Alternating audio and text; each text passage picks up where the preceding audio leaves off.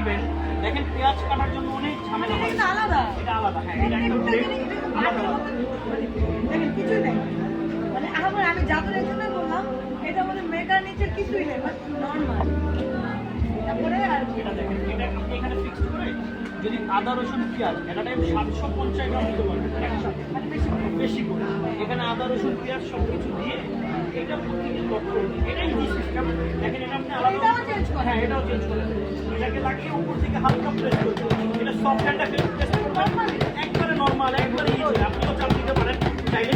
দেখেন আপনি যদি চাপ দিতে পারেন, মানে দারুণ লাগছে এটা, দেখেন অবস্থা দেখেন, আমার তো ভালো লাগছে। এই কচুগুলো যখন আপনি চাপ দিবেন একবারে কুচি কুচি ঝুরি ঝুরি হবে। কেমন সত্যি